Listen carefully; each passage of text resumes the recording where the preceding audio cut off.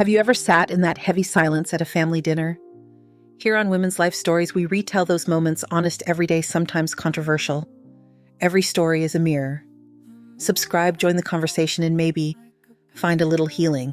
I used to count the things that made a day feel steady: the soft knock of a spoon against a mug, the beeswax sheen on a walnut table, the smell of cinnamon that lingered after I baked on Saturdays. Our row house in Baltimore's Canton neighborhood was narrow as a book's spine and just as full. If you stood at the front door, you could see straight past the stairs through the long kitchen all the way to the tiny yard where an old lilac bush leaned toward the light. My name is Whitaker. I am 61, a widow to no one, and a mother to 2 sons, one buried, one living, and for a long time the ordinary details were how I kept the world from coming apart. My husband Owen worked down on the waterfront refitting wooden kayaks and resurrecting figureheads from ships the harbor forgot. His hands were a ledger of nicks and splinters. When he came home, the scent of cedar and salt seemed to walk in with him. I spent 3 decades as a school counselor at St. Columba, listening more than I spoke. Children confessed fears as if my office were a place where worry could be left like a backpack.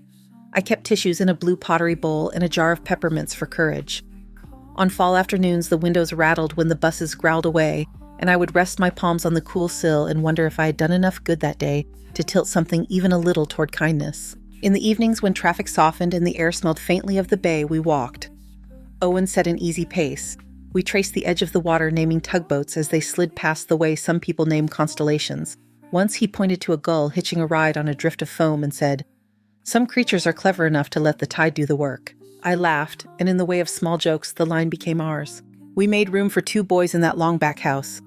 Caleb, our firstborn, lit the rooms just by standing in them. He sketched bridges in the margins of grocery lists and took apart clock radios to see how time moved. If something needed carrying, he was already there, shoulder tucked and ready. Noah, 5 years behind him, was quieter. He listened with his head tilted slightly as if the world spoke at a frequency most of us could not hear. When Caleb teased him, gentle, habitual, brotherly, Noah smiled, the way a person smiles when a stone skips instead of sinks. Sundays gathered us like a net. After morning mass, we came home to Owen's hearty soups or a roast that made the whole place smell like cloves. The walnut table had a slight burn mark near one corner where a candle had learned its limits. Somehow it became the spot where the serving dish always landed. Caleb talked about the engineering program at Johns Hopkins, as if the future were as precise as a blueprint, trusses load distribution beauty as a function of math. Noah did not compete with that brightness. He chewed slowly, eyes on the window where an elm swayed across the street, and when I asked what he was thinking, he said, "Just listening." I wanted to believe that meant contentment. We were not rich. The couch sagged in the middle, the floorboards fussed at night, and the back steps needed a mason we could not afford. But there was a chorus to our life mugs, chiming the kettle's little exhale, the dryer thumping one sock that always tried to escape, and we learned the rhythm so well that even the creaks felt affectionate. Still, there were sounds that did not belong. Once, a glass cabinet door developed a hairline crack that ran like a river through frost. No one remembered bumping it. Another time, I rounded the corner into the hall and found the checkerboard picture frame that held the boys' first day of school photo turned face down.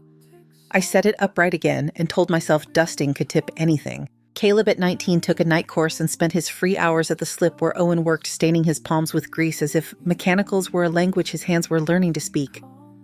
One evening, I saw him at the kitchen table with a thin stack of papers, bank forms, maybe his jaw tight. When I asked, he said just numbers. The word sounded like it contained more syllables than it should. Noah came in behind him, studied the same papers for a heartbeat, and lowered his eyes in a way that made me want to touch his cheek. I did not. I told myself families find their own ways of arguing and their own ways of making up. The year that mattered was 1999, one of those bright, cold Baltimore autumns when the sky feels scrubbed and the air turns apples tart. Caleb had just turned 20. On a Thursday I remember too well, I roasted chicken with rosemary and lemon, and the house smelled like a holiday that had shown up early. Owen laid out plates. I wiped my hands down the front of a flour-dusted apron and checked the clock more often than necessary. 8 o'clock. 9. At 10, I called Caleb's pager, then the workshop, then the friend whose mother always picked up on the second ring. Everyone said the same thing. "Haven't seen him tonight, Mrs. Whitaker."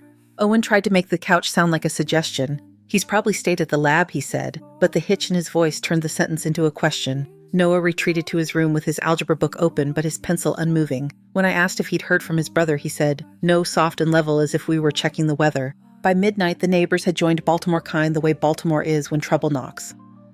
We searched the narrow alleys behind row houses, the fences where vines made secrets, the old yards that ran together like spilled ink. A man from 3 streets over brought a flashlight so strong the beam looked like it could cut. We widened the circle Patapsco Valley, the trails where teenagers went to kiss the cool out of their mouths, the back roads that forgot to be lit. At dawn, Owen came toward the house, and the way he carried his shoulders told me everything before his mouth tried. They found him, he said. It took him another breath to find the rest. Below the overlook, slipped. The police called it an accident. The rocks so close to the surface looked like teeth. The early light made the water seem shallower than mercy. The words on the report were brisk and careful and devastating. Owen put his arm around me and held on as if we were falling too slow enough to feel every inch of the drop. Grief rearranges a house. It moves the chair you always stubbed a toe on and drags a different one into your path. We wore black and ate what people carried through our door. I answered questions with the discipline of a person learning a new job. The worst moment, unexpectedly, was not at the graveside but the night before, when I found the half-finished sketch of a suspension bridge in Caleb's backpack. He had drawn the cables as if they were violin strings. Noah sat beside me at the service still as a metronome. His face gave nothing away. Afterwards, he carried plates, stacked chairs, and asked if he should return the borrowed folding table as if tasks could be a language he used until feeling learned how to be safe again. I told myself that some boys at 15 put grief where it cannot be seen. I told myself many things.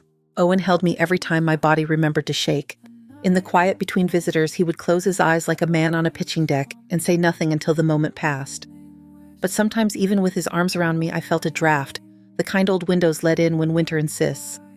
I could not name what was missing, only that something had moved without asking. After the casseroles thinned and people returned to their own lives, we made a new one out of what we had. I went back to school. The 7th graders were loud in the way that means they are trying not to cry. The seniors told me secrets and sentences that folded over themselves. I found that listening was the only way to make a room honest. At home, I baked too often. Owen buried himself in work at the docks, the pads of his fingers polishing down to a softness that surprised me when he brushed a crumb from my lip. Noah grew up the way vines do, by finding something to hold and taking its shape. The bony boy turned into a young man in a shop apron, shaving long, whispering curls from a board as if forgiveness were something you could coax out of grain. He finished high school without ceremony. At graduation, his smile had the faintness of a watermark. He did not go away to college. Instead, he followed Owen to the waterfront, learned hulls and ribs, and how to tell where a plank wants to be. At 27, he married Iris, a florist from our parish, who had a dimple that appeared only when she was not thinking about smiling.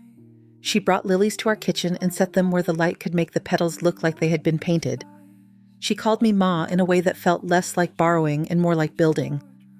On Sundays, when her hair escaped its clip and laughter kept breaking across the table like a small surf, I loosened something I had kept tight for years. They had a boy and then a girl. Owen built a cradle with dovetail joints that clicked together in a sound, so satisfying even I could hear the math in it. He made a toy chest the size of possibility and burned a fox into the lid with a wood-bearing pen. I read bedtime stories in the old rocking chair that sighed in exactly the same place it used to when I rocked Caleb. The first time I tucked our grandson in, he asked for 2 songs and a story about a boat that comes home. I had to clear my throat twice before the boat could find the harbor. Noah opened a small workshop off Fleet Street Harborline Woodworks with a hand-painted sign and a bell over the door that rang like a memory. People brought him trouble and left with something beautiful. Our neighbors, who always knew the texture of a life better than the facts of it, said he had a gift. He told me about commissions: a table for a couple who'd saved pennies in a jar for 5 years, a mahogany bench for the foyer of the church, a row of cutting boards the color of toast.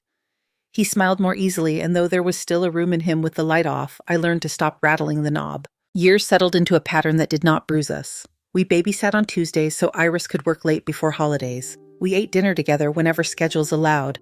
I taught the children to play Go Fish with bent cards from a deck so old the queens were missing corners. Owen showed our grandson how to coil a rope so it would behave. I think often of those evenings when the air through the screens smelled like rain that had not decided whether to fall. 6 months before I turned 61, a small shift occurred. It did not announce itself. It was not the kind of change people talk about on porches when the block is quiet. It showed up in the way visits grew longer and more frequent, in the new weight Noah gave to certain questions, in how Iris sometimes paused before speaking, as if choosing words the way a florist chooses ribbon. I did not assign meaning to any of it. I wiped the counter set an extra bowl on the table and listened to the bell on the front door ring when they stepped in from the evening air. Outside, the harbor kept its promises, gulls arguing over scraps, barges shouldering their burdens, the city rinsing itself in the usual light. Inside the lilac at the back fence put forth so many blossoms the yard smelled sweet even when it rained. On certain afternoons, Caleb's bridge sketch slipped into my mind without being invited. The cables taut the roadway, unwavering the span between two shores, refusing to sag. I closed the drawers where I kept the drawing and turned back to the stove.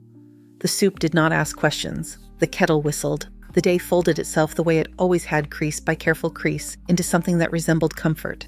The change did not arrive as thunder. It came as a new politeness, a carefulness that made ordinary talk feel wrapped in tissue paper.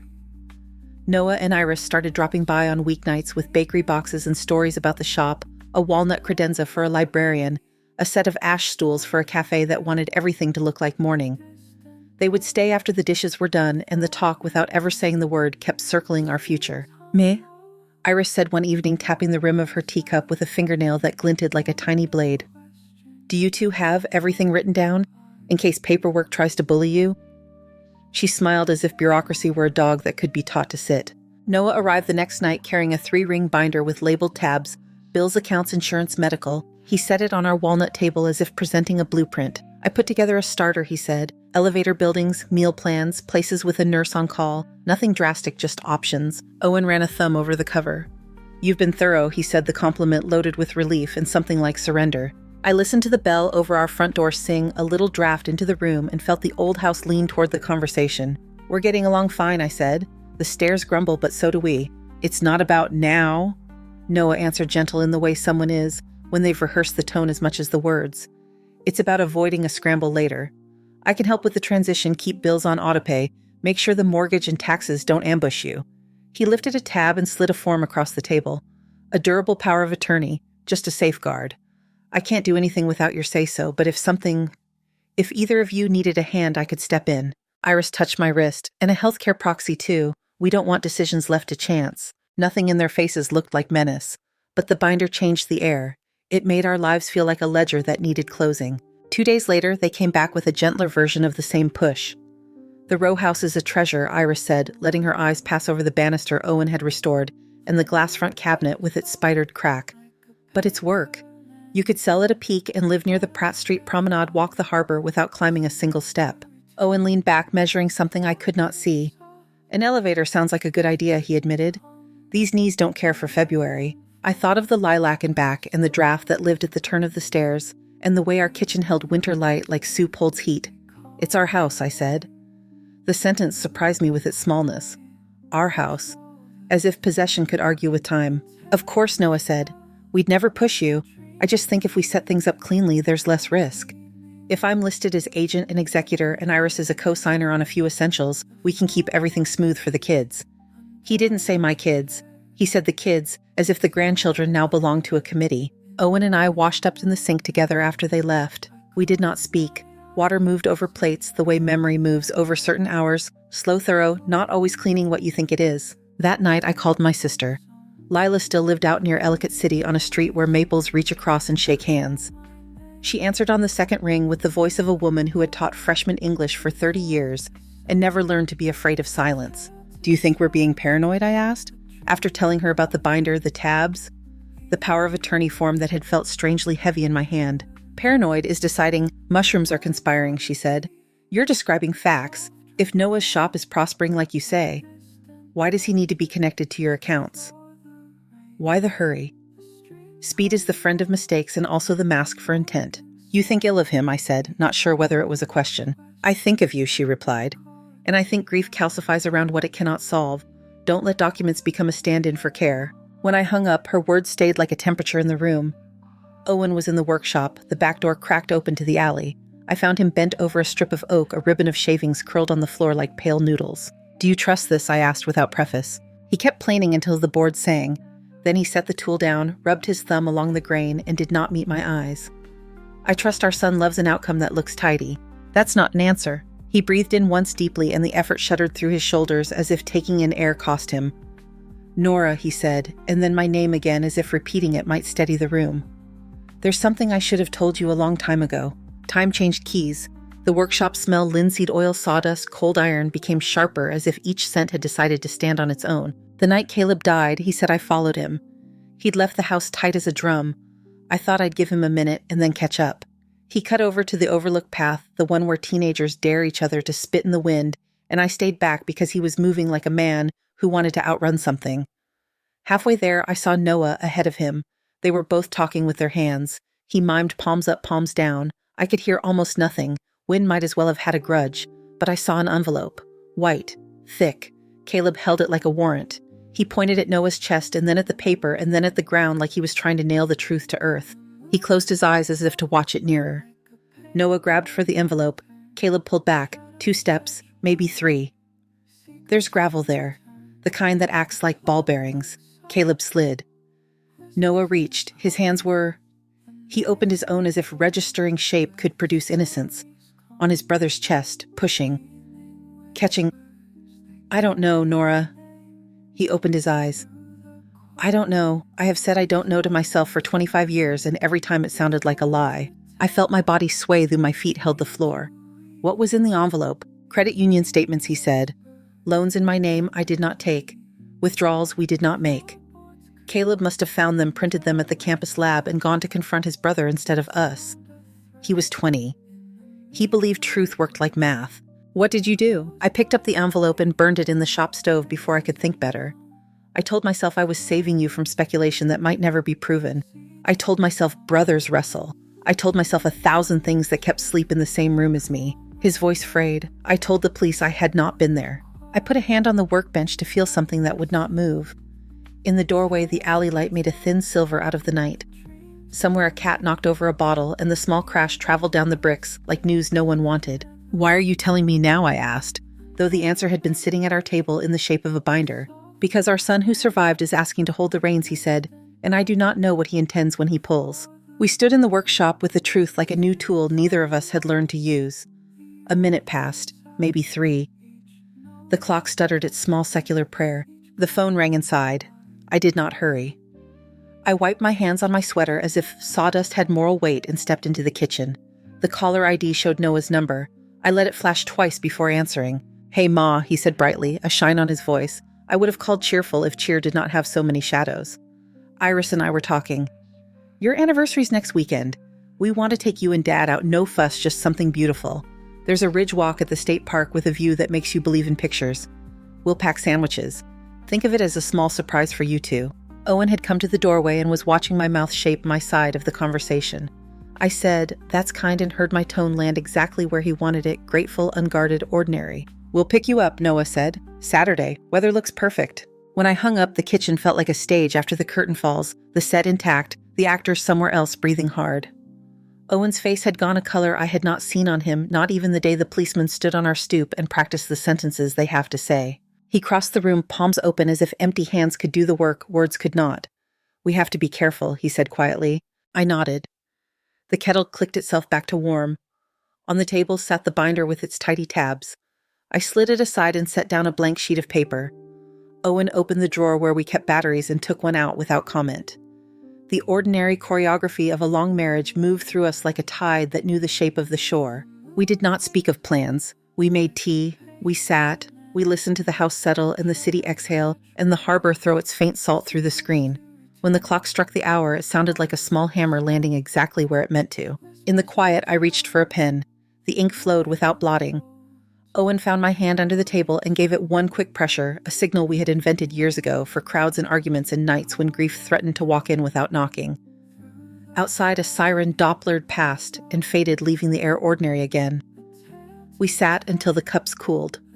Somewhere in the alley, a stray banged a lid like the world's least talented percussionist. The sound made me smile in spite of the heaviness, which felt like remembering how to breathe after holding your breath too long. When the tea was gone, we cleared the mugs and wiped the table and let the kitchen return to what it always is, a room that keeps heat. Upstairs, the elm scratched the window in its old way. Downstairs, the binder waited with its tabs like calm little flags. I turned off the light, and the house practiced at holding more than one thing at once held us. Saturday arrived looking innocent, the kind of clear Baltimore morning that makes windows honest and turns every puddle into a square of sky. Owen ate toast, standing up the way he does when thoughts are keeping his chair warm. I rinsed out 2 thermoses and set them on the counter. He slid his phone into his pack without remark, checked the zipper twice, and kissed the top of my head as if I were a thing that could be blessed by touch. Noah texted out front. Iris added a string of confetti in the preview festive to the point of parody. We stepped onto the stoop as the bell over the door chimed at our backs. Noah had borrowed a white SUV that smelled faintly of new plastic and stronger of pine air freshener. Iris waved from the passenger seat with the enthusiasm of someone greeting a camera. "Ready for fresh air," she called. Her ponytail flicked like punctuation. "Fresh enough," Owen said, climbing in. I folded myself beside him and let the seatbelt settle across my coat. Noah backed out with 2 hands on the wheel like a boy in driver's ed determined not to disappoint. They had a playlist, gentle guitars' voices, that sounded like they smiled while they sang. Owen kept his hands open on his knees. Iris talked about the shop while she tapped her phone to drop pins into a map. "The church wants a new ambo by Christmas," she said. "Your grandson's class made leaf prints yesterday. You should see them.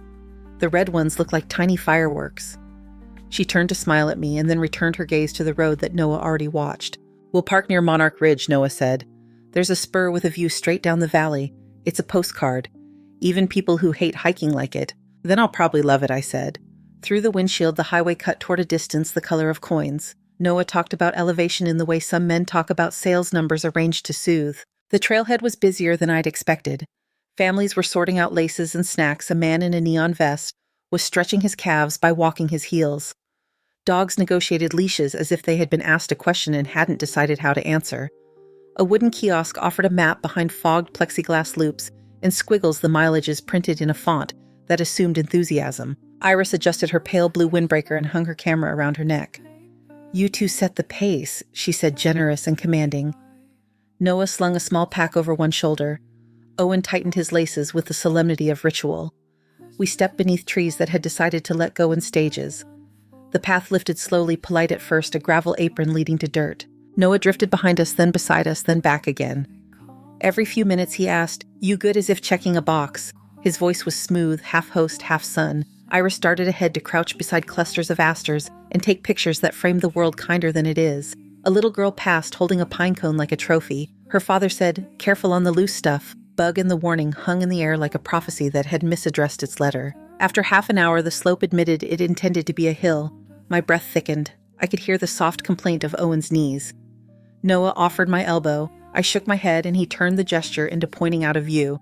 Through the trees, a slice of valley opened a ribbon of water, a freight train undecided about its own speed, a hawk committed to circles. "We can rest up there," Iris said, pointing to a rise where the trail widened. "There's a bench, then it's just a few minutes to the overlook." I didn't remember agreeing to an overlook. It is remarkable how often acquiescence looks like conversation. We reached the bench, and I let my body pretend to be a person who liked sitting outdoors in October. The wood was cold through my coat. Iris unscrewed a bottle and handed it to me with both hands. "Hydrate," she said. It sounded like an order in a friendly uniform. "Almost there," Noah said. "You'll be proud you did it." We climbed again. The trees thinned as if the wind had talked them into giving the view more to work with. The main path continued straight, steady as a sentence. Off to the right, a spur trail shouldered up to a rock outcrop with a slanted top and a lip that made my stomach imagine falling. "There," Iris said, brightly pointing. A handmade sign stuck in the dirt read, "Overlook Spur," in red paint that tried to be cheerful. 10 minutes and you get the good part. Owen's jaw changed the way it does when he decides not to say the thing he is thinking. He adjusted his pack and nodded, and we followed Iris onto the narrower path. Gravel slid underfoot in a way that suggested an opinion. Noah stayed close, too close, the kind of proximity that insists it is care. The last 20 yards rose steeper the surface, a collage of flaking slate and stubborn roots. My shoes hunted for purchase. Iris reached the top and turned silhouetted against a blade of sky. Camera already lifted into her hands as if it belonged there. "Come on," she called. "Look at this." The view took the world and laid it flat. Hills pressed together like folded fabric. The river below was a ribbon of tin. A vulture drew lazy hieroglyphs in the warm air. The rock beneath my soles sloped gently toward what I refused to name. "Stand where the light hits your shoulders," Iris said, motioning us nearer to the edge and angling her body to find in the composition her mind had already made. She bit her lip the way she does when arranging flowers, concentrating on color theory, as if colors were obedient. Noah appeared at my side. His hand hovered near the small of my back. "Just one step," he said softly. "You'll be mad at yourself if you don't see it right." Owen shifted enough that his shoulder brushed mine, a small contact precise as a note played correctly. I let the breeze come up and lift the hair at my neck. My bones knew what my mind declined to speak, stone under dust, a fall that gave no second chances, history echoing across a geography that was not obliged to remember. Iris lowered the camera for a heartbeat and looked at me hard. The look was clean of pretense. Then the mask returned and she sang Smile. Noah moved. Not a shove at first, but the beginning of a decision. The long muscles of his forearms tightened, fingers spread, the instrument of a body obeying the music it had practiced. Owen's hand flashed forward and grabbed Noah's wrist, wrenching in a way that spoke fluently to joints. For a breath, the three of us were parts of the same animal weight, communicating up through tendons and down through intent. The gravel underfoot behaved like ball bearings and faithless friends. Iris stepped in camera, forgotten hands out. Our balance left us as if someone had called its name.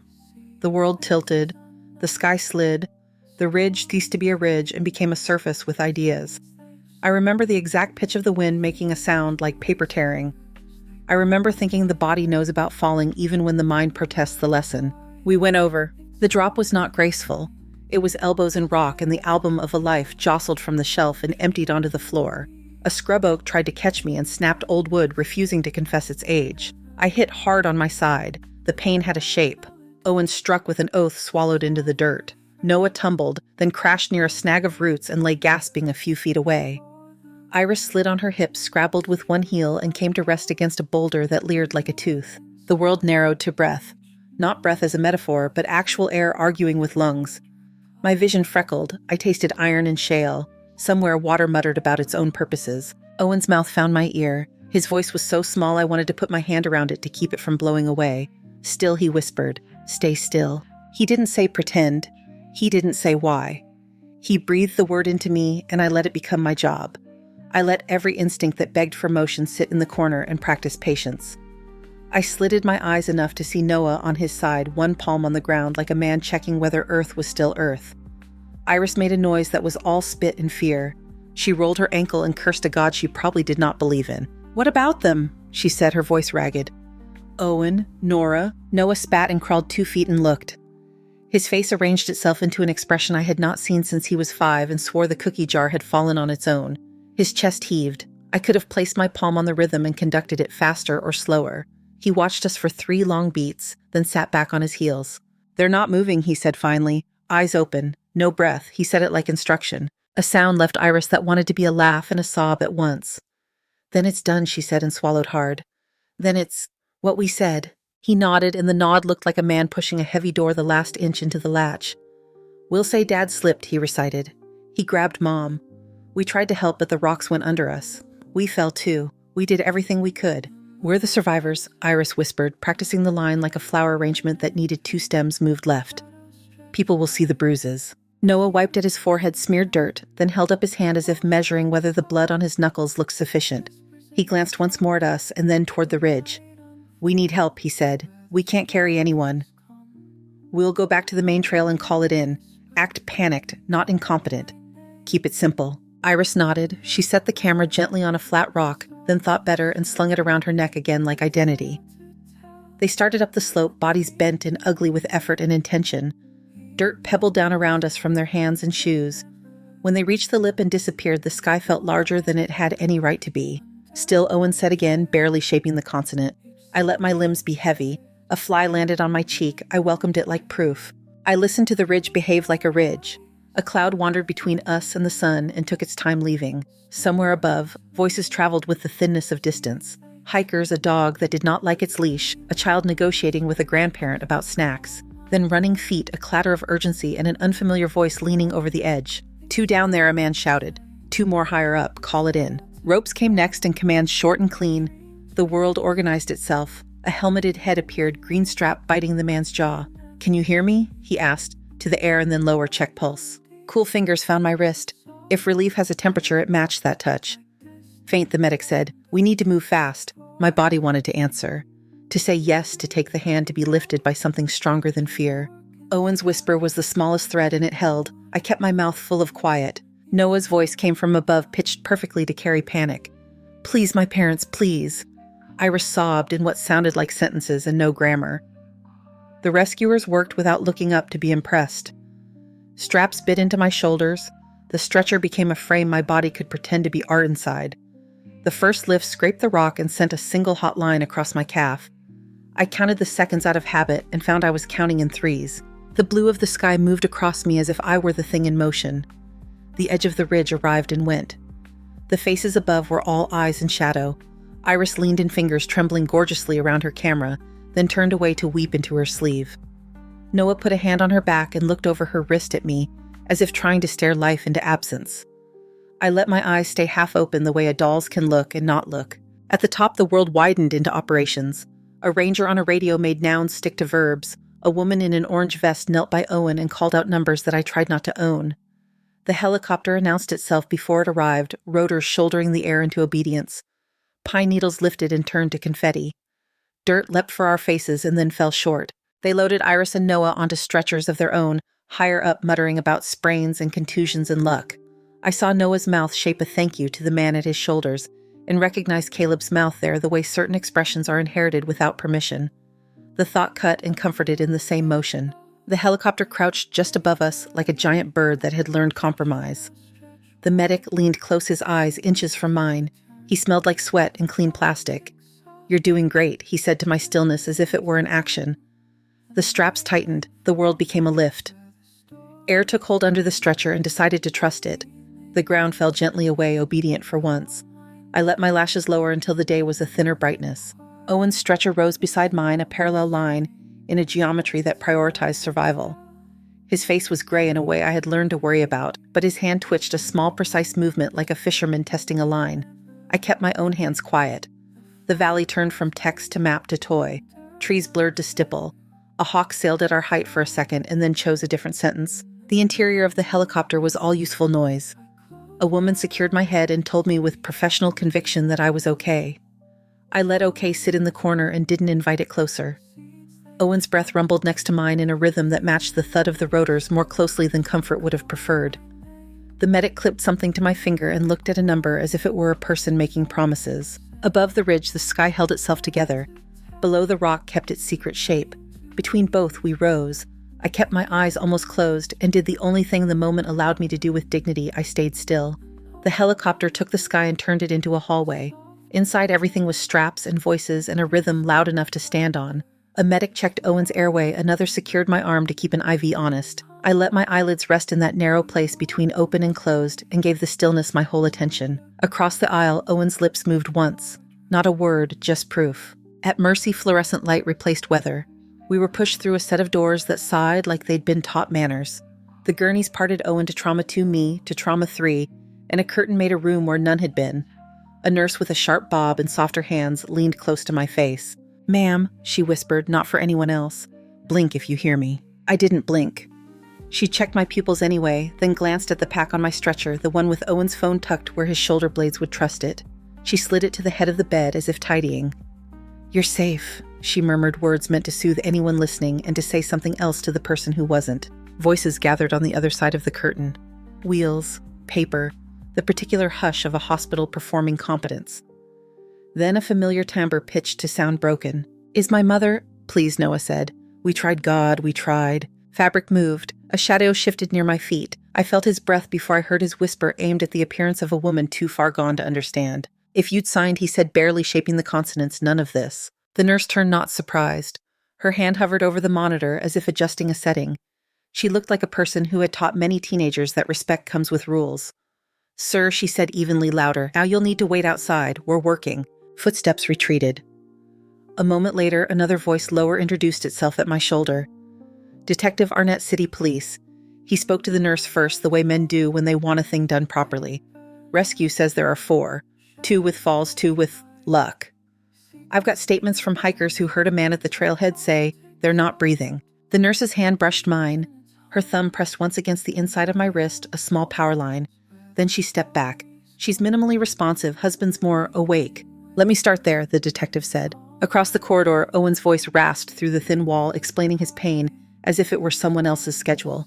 "Then my pack," he said. "Phone, I left it on while we walked." Silence, the kind that listens. The detective asked for consent and chain of custody like a man who wanted the day to be admissible. Zippers. Plastic. A click.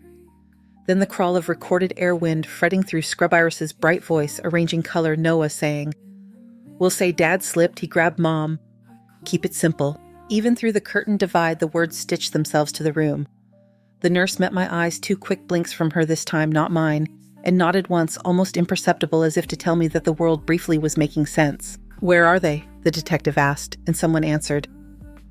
Family waiting. Minor injuries. The curtain swayed when he left. If justice has footsteps, they sounded like that, not fast, not slow, sure of the floor. I let my eyes open. The nurse smiled with her mouth and kept the rest of her face steady. "There you are," she said, "for the chart and for us. Can you tell me your name?" "Nora," I said, and the syllables felt like a door I owned. "My husband is Owen. My son is Noah. His wife is Iris." I swallowed air that finally acted like air. They meant to send us over the edge. The detective returned with an officer in tow and a calm that had shed politeness.